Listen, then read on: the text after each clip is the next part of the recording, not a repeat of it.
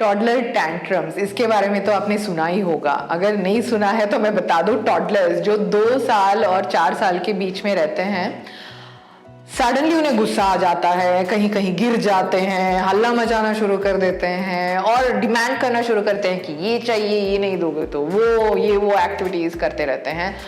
और इससे हमें क्या लगता है, अगर कोई देख रहे हैं तो उन्हें क्या लगेगा, कैसी माँ है ये, कैसे इसे पाला है वगैरह वगैरह, हम पर्सनली ले लेते हैं।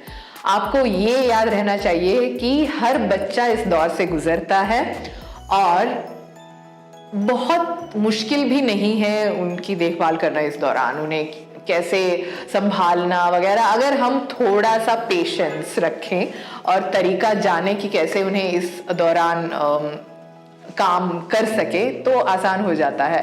तो ऐसे ही मैं भी मतलब सीख रही हूँ, दिन ब दिन कुछ ना कुछ पढ़ती रहती हूँ, तो मुझे ये याद था कि क्या करना चाहिए। तो एक एग्जाम्पल दूंगी मैं। सुबह सुबह उसे नहलाना था, स्कूल बस उनका है 7:30, 6:30 को आज उठा था, बहुत देर हो गया तो कम वक्त था, तो वो नहलाने गई तो वहाँ पे उसने शुरू कर दिया कि मुझे वो स्टूल नहीं चाहिए, ये स्टूल चाहिए आपका वाला। तो ये ऑलरेडी उसमें पानी है, तो मैं गीली हो जाऊंगी अगर वहाँ पे बैठूंगी, तो मैं कैसे स्कूल जा सकती हूँ। तो मैंने बताया उसे, तो वो तैयार नहीं था, कॉर्नर में चला गया, गुस्सा आ गया उसे, अभी बर्स्ट आउट होने ही वाला था। तो मुझे समझ आ गया, तो मैं उठ गई, बच्चा आप बताइएगा कि मैं यहाँ रह के आपको नहलाऊं या थोड़ी देर बाहर जाके आ जाऊं। नहीं, उसे भी वो समझ नहीं आ रहा था, वैसे ही कर रहा था।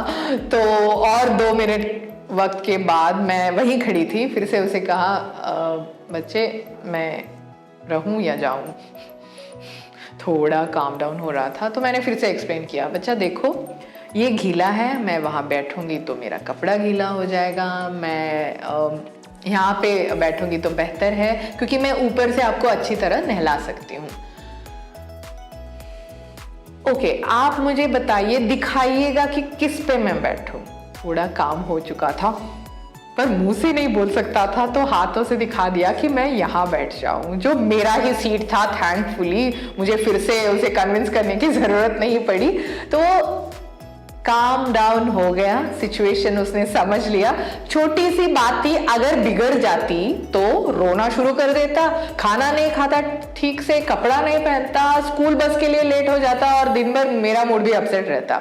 और अगर मैं गुस्सा करती, तुम्हें समझ नहीं आ रहा है कि क्या हो रहा है यहाँ पे, वक्त काम है पे है, या फिर 1-2 झाड़ देती तो और भी सिचुएशन वर्स हो जाता। तो मैं थी पेशेंस और मैं थी काम, और मैंने उसे सिचुएशन समझाया, मैंने उसे पर्सनली नहीं लिया। तो ये 3 चीज़ें हमें करना है और हमें समझना है। जब गुस्सा होते हैं बच्चे इस दौरान, इस एज में, ये ऐसा है कि उनमें समझ नहीं है ये भी नहीं कह सकते, समझ है ये भी नहीं बता सकते। तो ये रहता है हमारे माइंड में भी।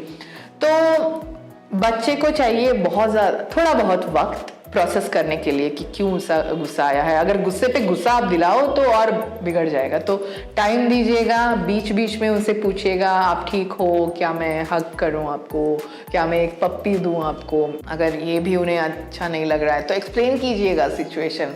समझ जाते हैं बच्चे, हमसे ज़्यादा स्मार्ट होते हैं, तो ये हमें समझना है। और बच्चे जब समझ जाएं तो सिचुएशन आसान हो जाता है ना। तो आपने जैसे देखा इस एग्जाम्पल में, बच्चा थोड़ा काम डाउन हो रहा था वक्त के साथ, बट मेरा एक्सप्लेनेशन और मेरा पेशेंस बहुत ज़रूरी था। तो ये याद रखिएगा, अगर आप कोई और मेथड से टॉडलर टैंट्रम डील करते हो तो बताइएगा हमें ज़रूर, और शेयर करना मत भूलिएगा इस वीडियो को। बाय।